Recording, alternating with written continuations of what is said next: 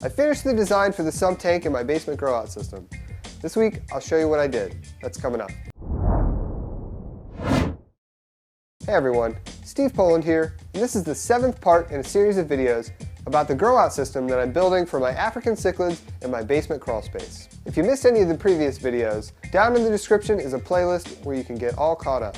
Now, as I mentioned in part 3 of this series, I decided to use a 100-gallon Rubbermaid stock tank as the sump for this system. I did that for a few reasons. One is that the dimensions were perfect for what I wanted to accomplish. It's only about 2 feet tall, and I knew that I wanted it to be the lowest part in my system. It's also really durable. It's made of one seamless piece of structural foam, and if I could have used these for my entire system, I probably would have done it. Now, the first thing that I knew would go into the sump I've already shown you, and that's the pump. The pump I bought can be set up to run either inline or submerged. I considered running it inline since the stock tank has a pre-drilled hole for drainage. But in the end, I decided to run it submerged due to the layout of my system and the ease of maintenance. The other thing I knew I wanted to put in my sump was the heaters. I went with 3 300-watt Eheim Jager heaters. It's the dead of winter right now, so I plan to closely monitor to see if I need to add any more. Now, one thing that I highly recommend for any aquarium is a heater controller. In the past, I've shown you the one that I use for most of my regular tanks,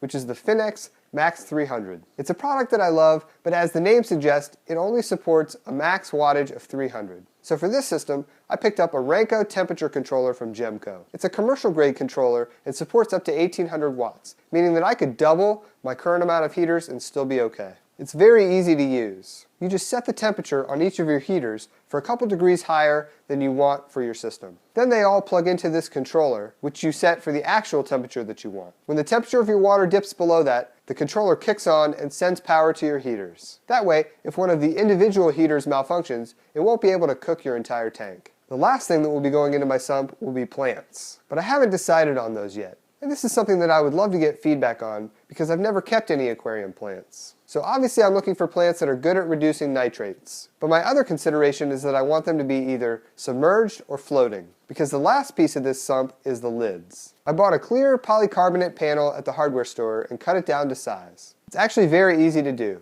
You can just cut it with scissors. This will help retain heat and reduce evaporation. It's nice because at this point that means the entire system will have lids. But this also means that keeping any emergent plants like pothos or mangroves or bamboo will be difficult. The water level in the sump needs to be low enough that if the power goes out and the pump stops, the water that drains out of the fish tanks and into the sump won't make it overflow. So at this point I'm looking at something like hornwort or duckweed. So please let me know if you have thoughts on that.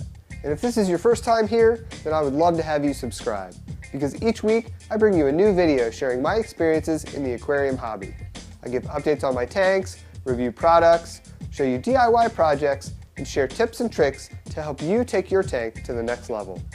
Hit subscribe to follow along. Have a good one.